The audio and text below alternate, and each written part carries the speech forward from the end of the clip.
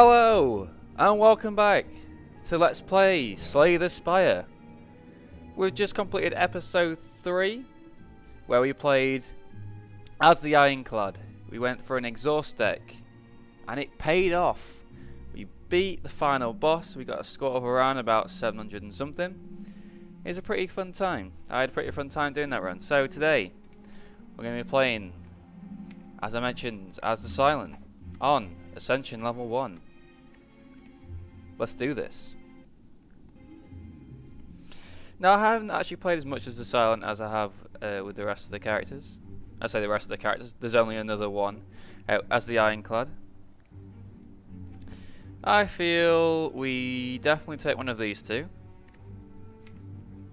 That's the wrong one. A random common relic would be nice. Let's see. How early on can we get a shop? We can get a shop here. With only a couple of fights. I think we take the curse and the 250 gold.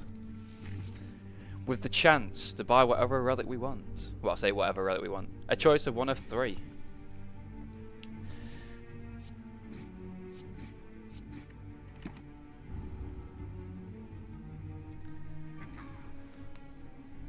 Nice and easy first turn. Nice and easy second turn as well, really.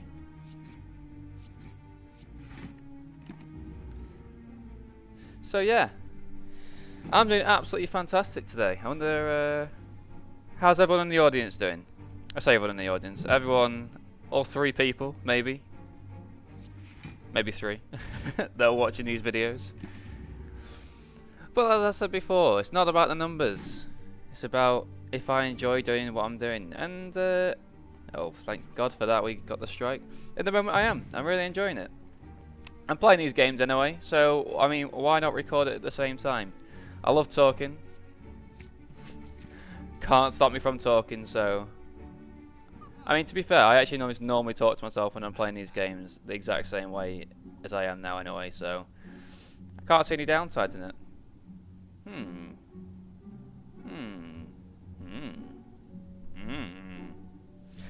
They're all pretty strong. And definitely can take their footwork. Do I forego the card removal service to get a... I can never say this one. I'm just gonna point to it. This one. This one here. Domestic entrance is also tempting.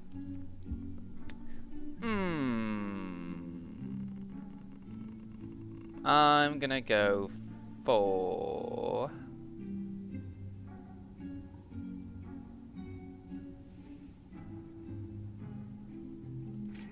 Yeah, let's go for it. I mean, the chance to get more relics is never a chance you should probably forego. Ooh, we can transform a card. Do we want to? Never try and transform a curse, by the way. Made that mistake once. Never again. It just transforms it into another curse. Let's transform. Let's try transforming a strikes. You know what we'll get. Boom. Dodge and roll, nice. Definitely take that. I feel like we probably don't take the shop anymore. I mean, that's probably quite an obvious statement. Let's take you out of the equation, and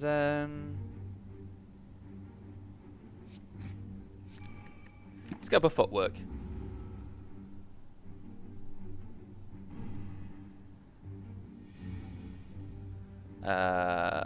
Nice and easy. I do want to start doing the daily challenges soon. They are fun, to say the least. Very fun. I think if you haven't tried the daily challenges yet and you play this game on a regular basis, or have played the game before the sort of the recent couple of updates, I say definitely revisit the game. Give it another chance. The daily challenges refresh the game a hell of a lot.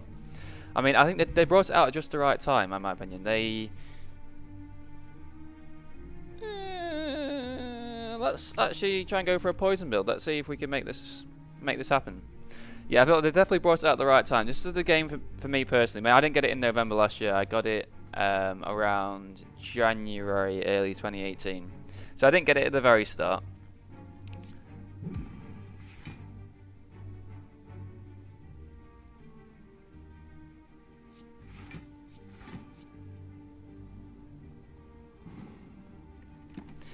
Yeah, I didn't get it at the very early start of its access, but I got it a little bit further on. And by the time that these releases came out, I think they came out in early March, I was getting to the point where I was thinking, it's a very good game, but it's probably a game I won't be playing every single day.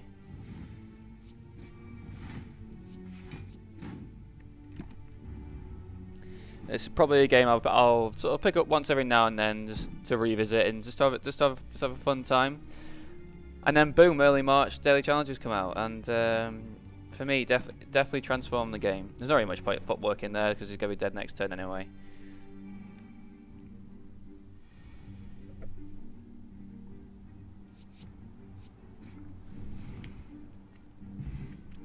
We took 2 points of damage so far.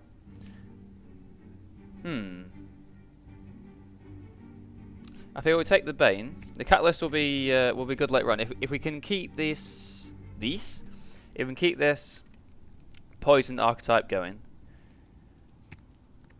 It'd definitely be useful later on. See, 10 and 10 increases it by what is that? It's 14 to 20. That's 70%. Is that right? 30%. Yeah, 30%.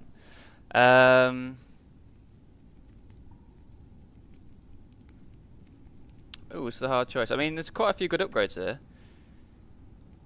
Even the deadly poison and the dodge and roll is because obviously you get an extra 4 block rather than an extra 2 block. I'm going to go with the footwork. I think. I mean, footwork powers in general are extremely powerful in this game, and especially think something like footwork. Getting up to footwork plus is never a bad thing. Let's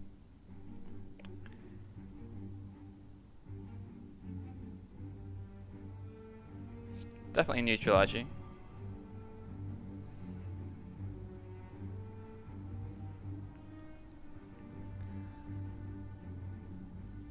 I'll dodge and roll.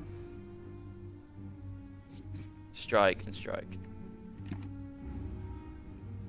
Maybe should have used the Bane.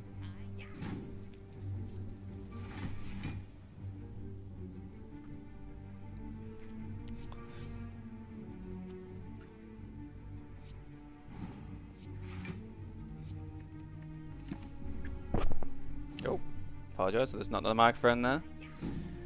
Probably got mad reverb down the microphone there. Your end. Let's have a look. Strike, strike.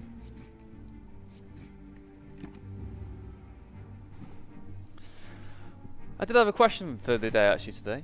Is there anyone else in the audience who actually produces videos and makes videos? Because, as a cheeky side note of when I've been starting to produce and make these videos, is Adobe Premiere is a pile of shit. I've got a love and hate relationship about that program. Oh, do we take the elite? Oh, no. We don't open chest when we fight the elite, so there's not really much point. Let's upgrade the deadly poison. I absolutely love Adobe Premiere. I think it's got some really nice features, but man, why can't they just optimize it? Next, just 2 curses are negated.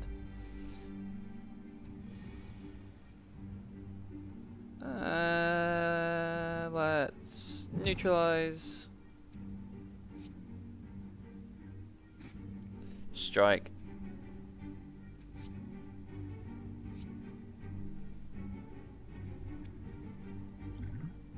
To be fair, there's probably a good time to use an explosive potion. And then just defend. I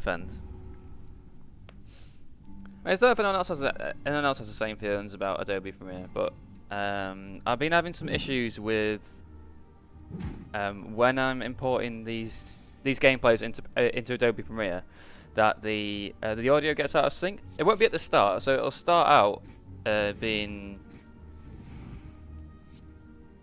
perfectly in sync. It'll start out being perfectly in sync, and then a certain section way through the video, the audio will glitch for about a second, and then all of a sudden the audio will just be thrown out of sync for the rest of the video, and it's annoying the hell out of me. At the minute I'm kind of in between. Don't take the shop yet. Kind of in between just cutting the video and manually moving the audio to make it sync up again. And last night I just tried doing using a program called Handbrake, where it transfers it to a constant frame rate, and apparently that is supposed to fix it, but I'm still yet to try that, see if it does. That's footwork, that's blur,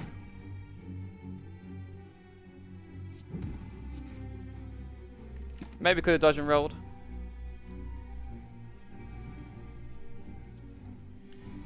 But this character only normally does sort of, about 18 damage. It's manageable, especially when you get 3 defends on the same turn.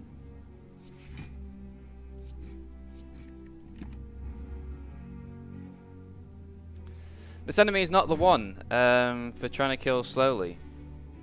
Definitely try and get that deadly poison.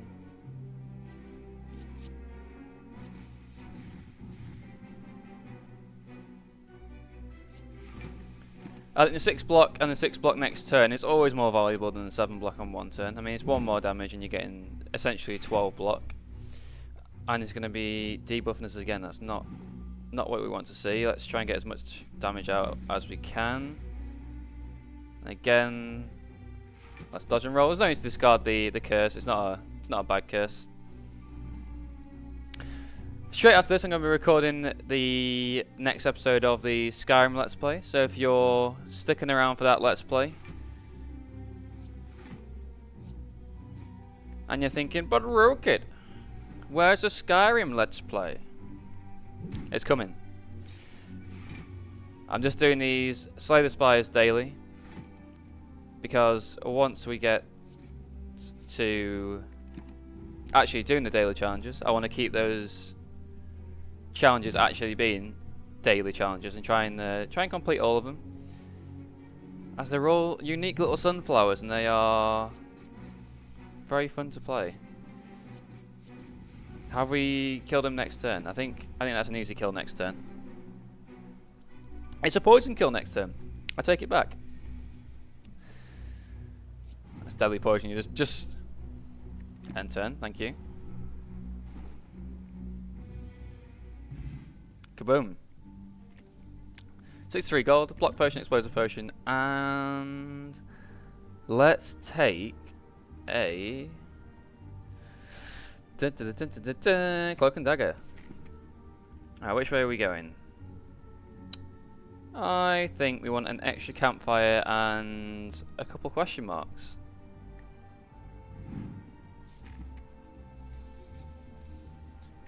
And let's rest. And rest. And rest. And rest. Take another question mark. And it's a fight. Can't say I didn't see that coming. I kind of expected that.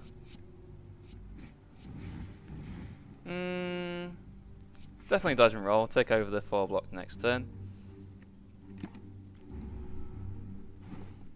I mean, dodge and roll is no blur, so there's no point playing extra block on top of the dodge and roll, because it doesn't work like that. However, we've got the Bane, and we could take him down, and we are going to take him down, because he's going to be taking the 5 damage from the poison, which is going to take him down to 33, which is going to be exactly half health. So we need to take him down as far as possible before he splits. Could have used the explosive potion. I feel like that would have been a bit of a waste, as we could have played it on this turn if we really need to. No, we do not. Let's strike, and just a little bit of blur.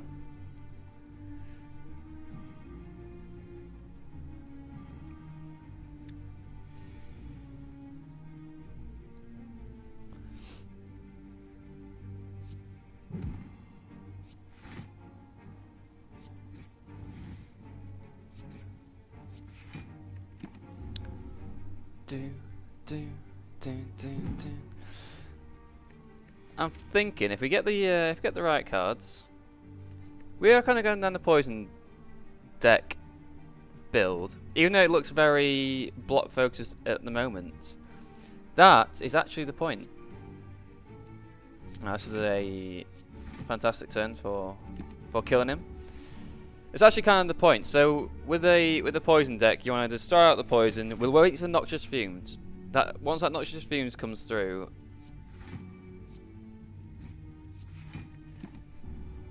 we'll definitely be living life. But once that noxious fumes comes through, that's the card that enables the poison. Really, I mean, Envenom also does to an extent as well, because that allows you to keep applying the poison just through attacking. I'm perfectly aware we could have killed him then. We had a spare mana. My excuse is I'm just terrible at the game, and I feel like you should accept this. Let's have a look. Do you even want to heal for 15? Who are we fighting?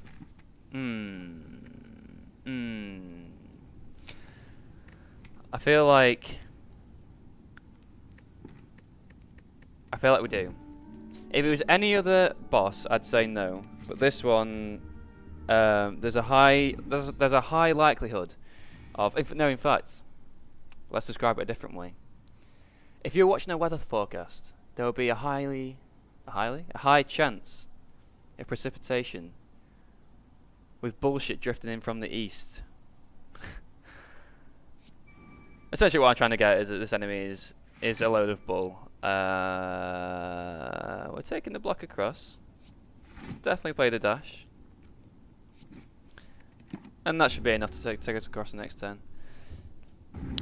Yeah, this enemy, if you went to a fancy restaurant, and normally when they lift a silver platter and they show you the food, normally it will be a mere small portion of food, as you've chosen to eat somewhere extremely fancy.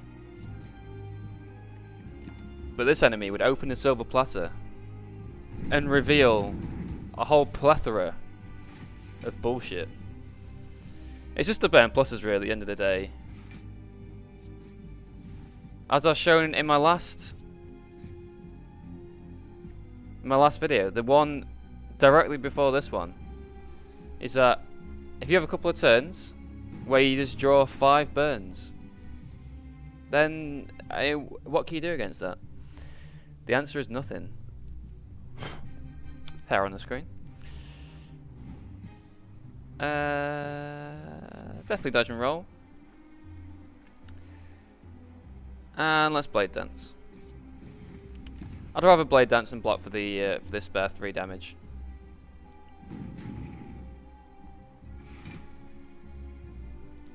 We also have a total of 3 potions at our disposal.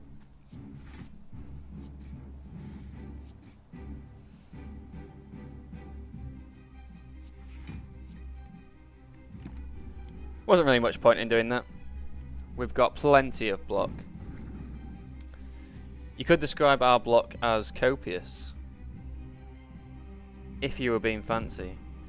Let's blur, so we take 24 block across to the next turn. That should get us in a position where we're pretty much blocking everything he can throw at us. Yeah, it's only doing 14. What a pretender. I'm going to throw out my explosion potion now. I mean, it's only a mere 10 damage, but just get some damage rolling. Keeps us feeling good about ourselves.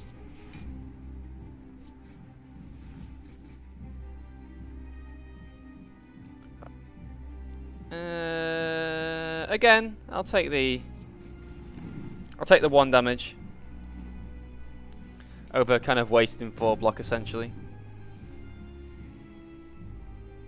No neutralize, and it's not a blur turn either. So we'll drink the block potion. We'll definitely get the blur up and the defend up, and we're nearly blocking for the damage. Screw it, you know. Let's energy potion as well. Let's completely waste the energy potion. Kind of. I mean, it's not really a waste. So we got two strikes, but there's probably definitely better uses for it than that. Okay, dash gets us all the block we need.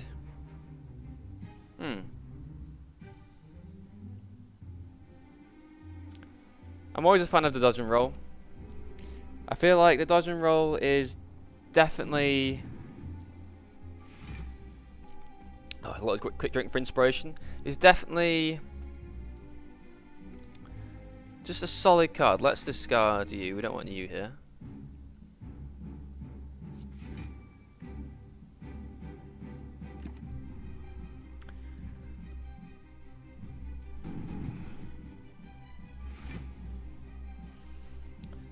Well, let's definitely get that poison ticking again. Oh, and we've got another survivor, so we can get rid of you again. I'm just waiting for the turn. My whole life at the moment revolves around just waiting to draw 5 burns on the same turn. I can feel it coming in the air tonight. Oh lord. No. We're not taking any block over, so you might as well just simply play the strike. Oh, one thing I did want to ask as well. I'd definitely end the turn. Was does anyone have any other roguelike games to recommend? One game I've definitely got my eye on at the moment. I got my eye on you. It's on my wish list on Steam. Is Hand of Fate. Hand of Fate 2 in particular. Here we go. Here's where we start getting the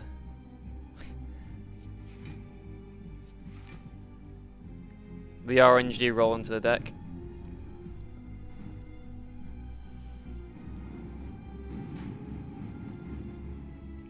Ow. Oh, we should have finished this game ages ago. Luckily we still got the 1 poison, so we can...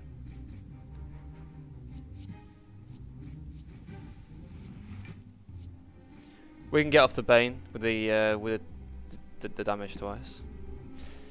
I've got my eye on Hand of Fate 2. That looks like an extremely fun game. But yeah, is there any other games that you have a burning desire for me to let's play? Let me know. We should have enough health here. We only need to do 10 damage. Yeah, we're going to be taking 17.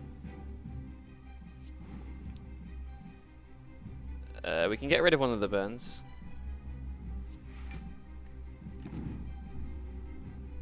And he's dead to poison next turn. Okay, I was a little bit closer than I wanted to. We probably should have finished the fight before we got 50 million burns shuffled into the deck, but we will take it anyway.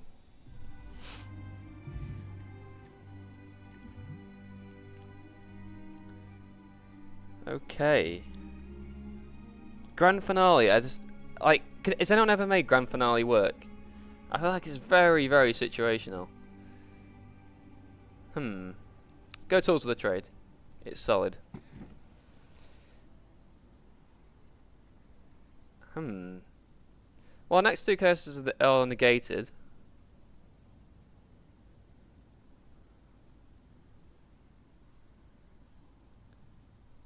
The Lizard Tail would get us out of trouble if we needed to. However, I feel like the mana is extremely useful. Let's go for it.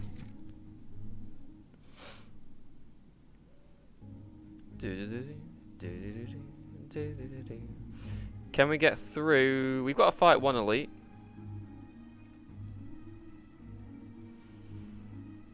I like the look of this this path up here. Not so much the one with 2 elites after each other, but we'll see.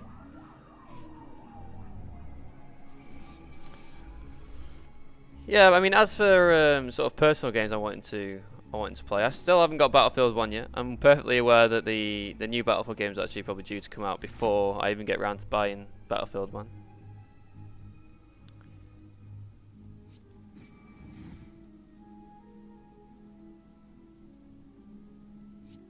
Hopefully this knocks him down.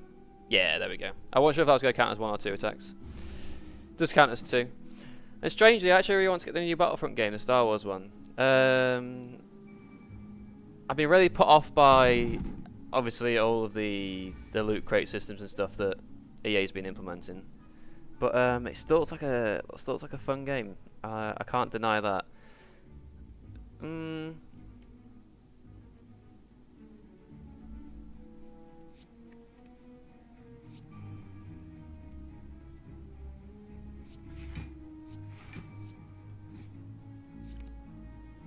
Oh, I thought I had enough energy for that.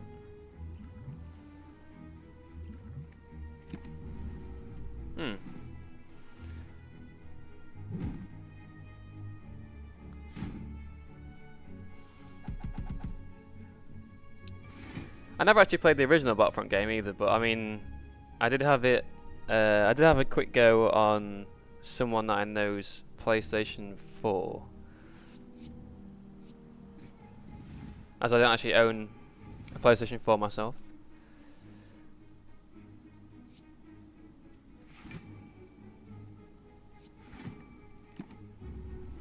And it was, in my opinion, it was pretty terrible, the first game. And I've heard the second game's a lot better, but not perfect. But I'm a massive Star Wars fan, so there's always that pull, which I suppose that EA rely on, really, let's be honest. I mean, I suppose they rely on fans just getting the game because it's a Star Wars game. Which is fair enough, but I do think that the Star Wars fans deserve a studio to actually put in a lot of time and effort into the game, rather than a studio which just sees the game as a pure money-making strategy. Whether that day will come, I don't know. I mean, there's been quite a big backlash.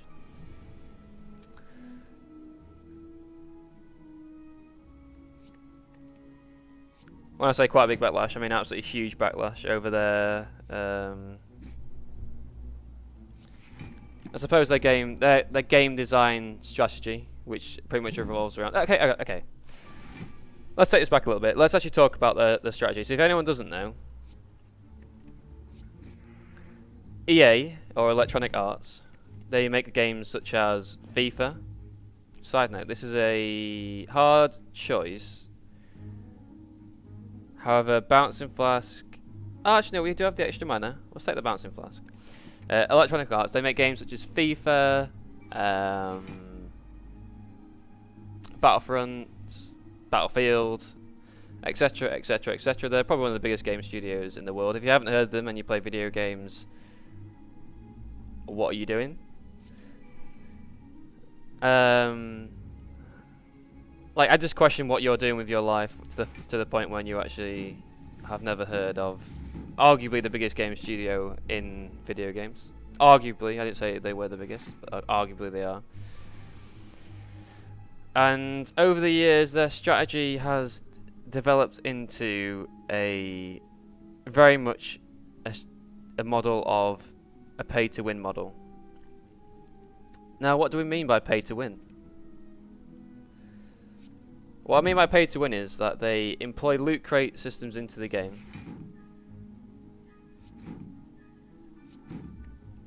A loot crate is essentially where you either have a randomized set of outcomes for items in the game. We'll discard the deadly poison because we don't particularly need it with these artifacts that are going off.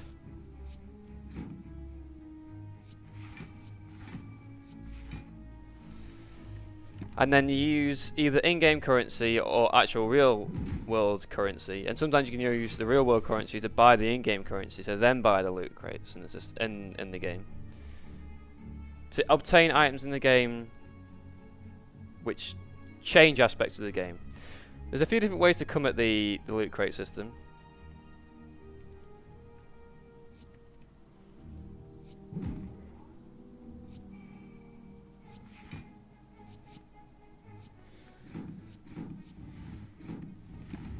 Examples of a few different strategies used in loot crate systems are Counter-Strike Global Offensive,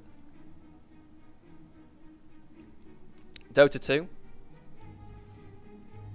Star Wars Battlefront 2, Fortnite, and so on and so forth. It goes on for days. Let's be real, with the amount of companies that are actually using loot crates now.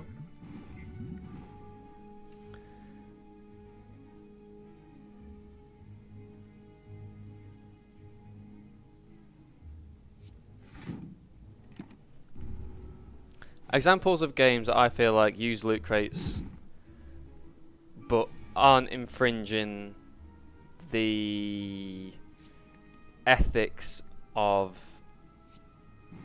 most normal industries, i.e. not gaming, would be games such as Overwatch, Dota 2, although that's changed recently a little bit. I'm a little bit on the fence about Dota now. Let's take a leg sweep.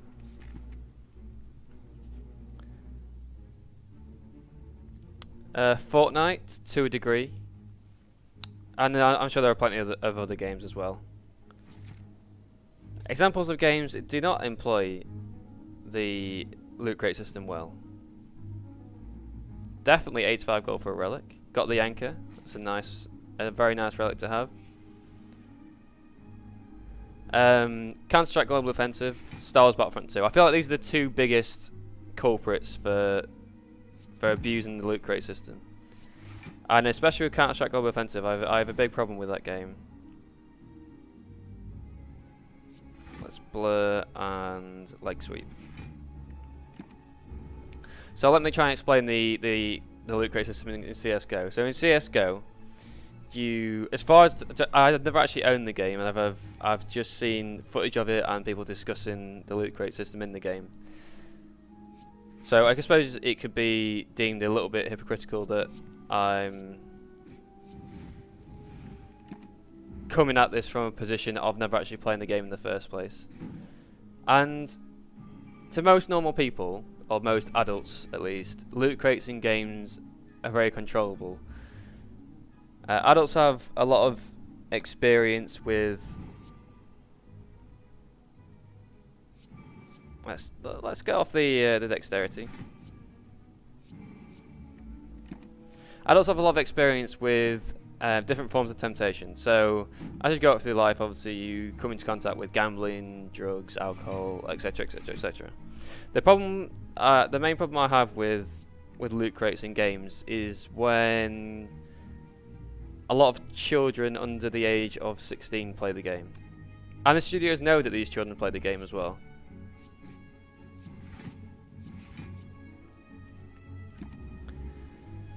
CS:GO uses a system where you have loot crates essentially in the game.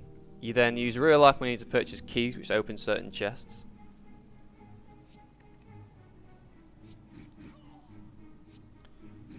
Not good, not a good turn. And then once you have done all that, you get essentially a randomized outcome from the chest. And the odds of getting a rare item, which is what everyone wants to get, like the golden guns, the high level skins, are not shown anywhere on the loot crate system or on the game itself that I can see anyway. Because the actual probability of getting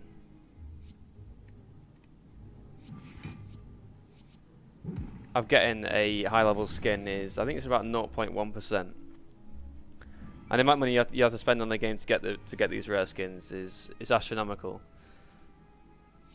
Get rid of these defenders. Try and start exhausting some of these days rather than discarding them. I'm aware, by the way, by discarding these dazed, it's not the best play you can do, just because you end up getting, well, so they end up cycling back round again, and then you perpetually add more and more days to your deck.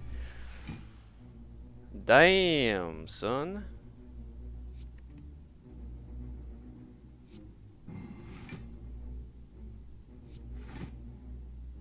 Okay, managed to dodge that one.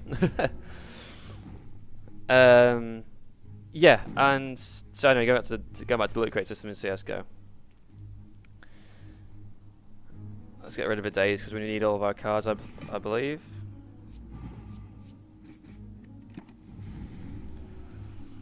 And basically, what you end up having is a situation where there's a lot of hype and a lot of money surrounding the loot crates in CS:GO, and you have a lot of children who, admittedly, through no fault of their own, really don't really know any better, and they either use mum and dad's credit card or debit card to purchase things in the game, and I think it could lead to an unhealthy obsession with either the game or sort of stakes in gambling. I mean, it might be a bit of a stretch to say that, and it's kind of along the similar vein of would a violent video game make someone violent, which I strongly disagree with, by the way. I've been playing games since I was 5. I never once had the urge when playing Grand Theft Auto to then go out into a real life situation and run someone over and steal their car. I've got to be honest. But I feel like gambling's slightly different. Gambling is different in a fashion purely because gambling is an addiction, as opposed to a physical act like violence would be. Let's.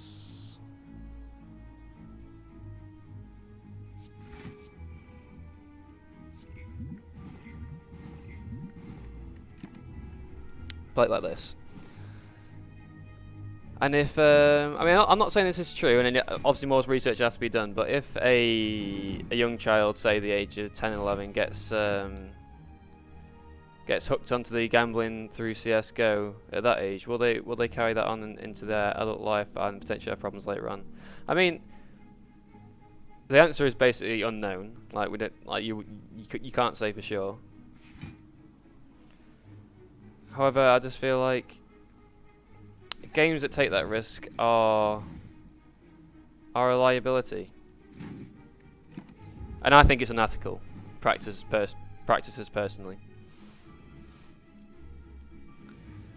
Now, the whole controversy surrounding Battlefront 2 was, I mean, CS:GO is one thing. That's more of the gambling side that I have a problem with.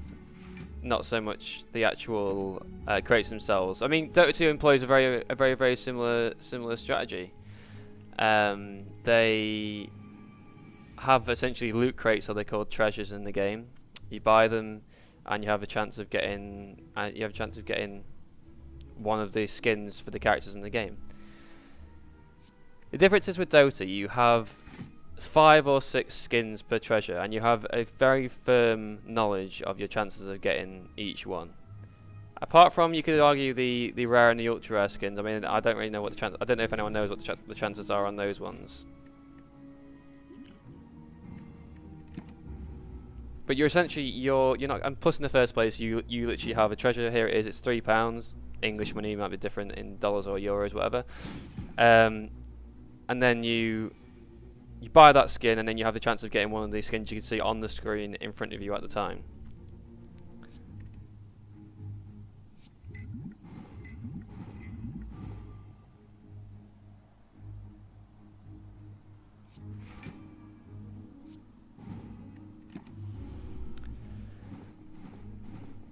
Then the difference with CS:GO in that fashion is that you have a chance of getting anything pretty much. So you just sort of gamble away the chance of getting pretty much anything in the entire game.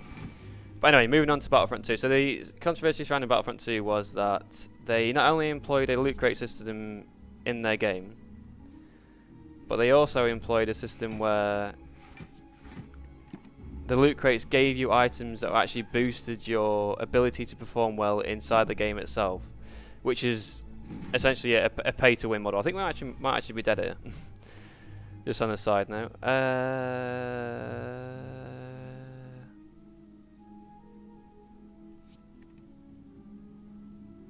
Let me just quickly concentrate on this a second.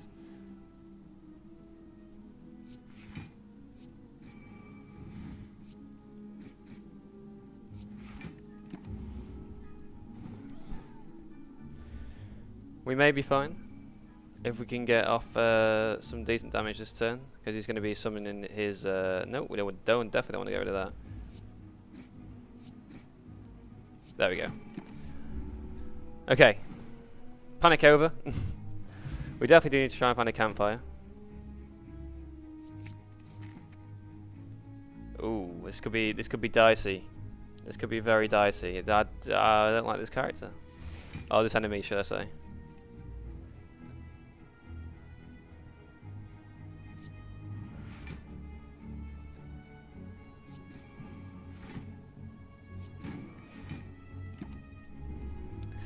Yeah, so essentially the star cards, which they call them in the game, it would be, say, make your blaster 20% more powerful. And what you end up with is a situation where unless you buy these things that they offer you in the game, you're automatically set at a disadvantage compared to everybody else. So it's a kind of a pay-to-win model where the more money you pay, the stronger you are at the game. It's, to a relative degree, obviously, it still takes skill in the game to actually to physically play the game. I should have played the neutralize as well, though. That was a mistake. But the model is that it's kind of like a mobile game where, say, something like Clash Royale, which I play quite regularly. Don't get me wrong, I enjoy the game, but I've never spent a single penny on that game, just because I completely don't see the point in it.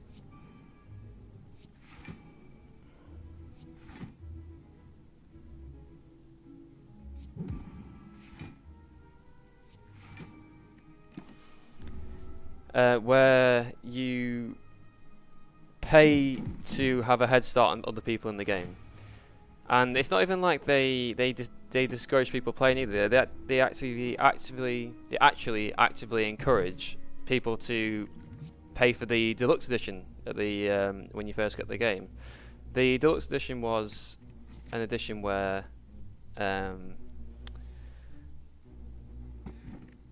oh, nice. Okay.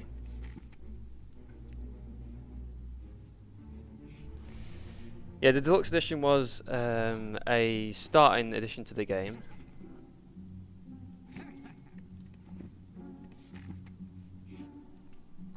And in the starting edition, you started off with X amount of star cards and X amount of things which benefited you in the game. And if you didn't get this deluxe edition, oh my god, that was a very nice couple of shops there. And if you didn't get this deluxe edition, instantly, as soon as you start the game, level 1, you were, I think they worked out you're about 40% behind everybody else. So you could either, yeah, you could pay for the regular edition, which would be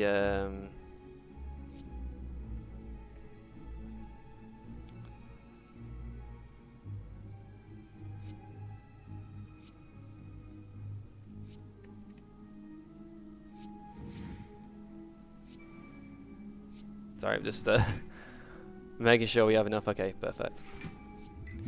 Yeah, you could pay for the regular edition, but instantly at level 1, you're just going to be getting wrecked by everybody else online because everyone else has paid for the deluxe edition. I think it's just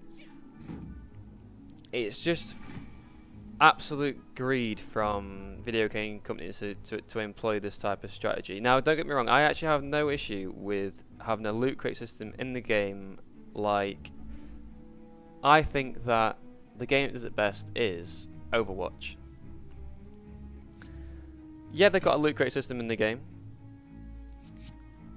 but you pay. You know exactly what you're getting when you pay for it. You can pay for it if you want to. It doesn't affect the gameplay in any way, so you can sort of grab that extra skin if you want, and all it does for the game is makes you look a bit cooler in the game.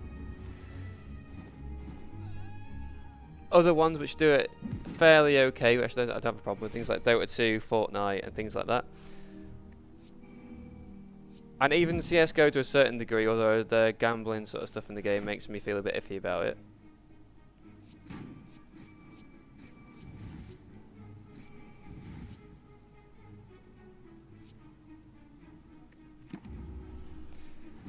And then on the other end of the spectrum is when you've got someone like EA, which I think just absolutely definitely took it too far, and it shows their mentality in how they think about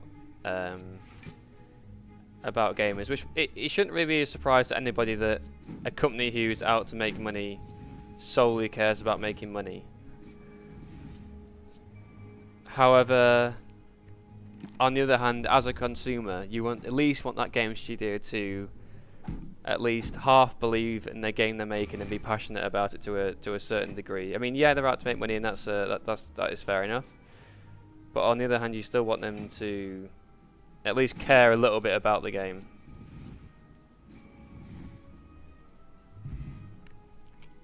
I mean, not a lot, just a little bit. Anyway.